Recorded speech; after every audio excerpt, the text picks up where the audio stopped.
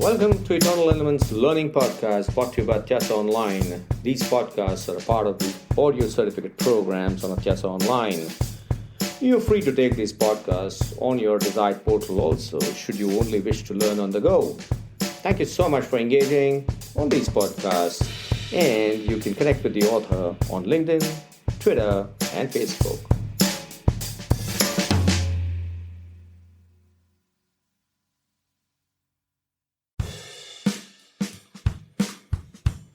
Hi, welcome back. This is Niket Karajagi from Atyasa Online for Eternal Elements podcasts. We are discussing the frameworks of leadership.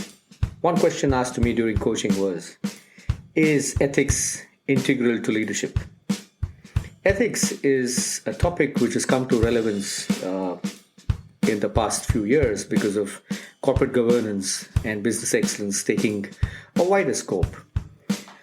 We have a lot of disclosures to make to the statutory bodies. We have our own assessment internally through the review committee meetings that tend to happen. We also have an obligation towards our stakeholders. So therefore, ethics in today's world is extremely important. Also, because of digital technology, there is a huge amount of transparency that's set in. There is something called as the doppelganger effect. Should we practice anything unethical and any one of our stakeholders get to know about it, they can post it on the internet. And the moment it moves in the social media, the doppelganger effect takes over, which means that the reputation of the organization is held to ransom immediately by a bunch of activists or people who may be genuine. I mean, I'm not saying activists are not genuine, they are genuine, and they could actually take you to task. Or there could be some people who could be unscrupulous and hold you to ransom. So anything can happen. But we are living in a world where there is a social activism, there is ethical activism, there is also the shareholder activism that's happening, and it is important that it happens. Therefore, ethics today is becoming an integral part of management. Leaders carry the baton of the organization. And if that is what it is, then ethics becomes extremely crucial. Why is ethics compromised in an organization? Goals which are extremely difficult to manage, to convert into results, are the ones that makes a whole lot of people take shortcuts. And these shortcuts result in disastrous effects for the organization. So ethics is about being fair. Ethics is about being good for everybody. Ethics is about justice for all, fairness for all, and that's what leadership believes in. That's what true leaders tend to do. So there is this whole concept of principles. We live in a world of cause and effect.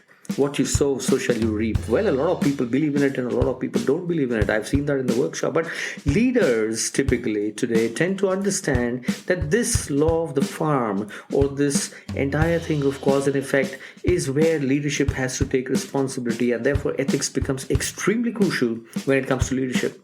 How do we decide whether whatever we are doing is ethical or not ethical? There's one simple question to ask.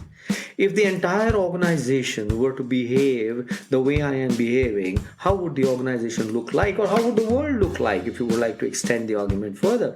And suddenly you will realize that the answer dawns onto you. Or if there's something that you do not want to disclose to people and you could actually be held accountable for it, and that tempts you to suppress the information, be very clear that it's unethical.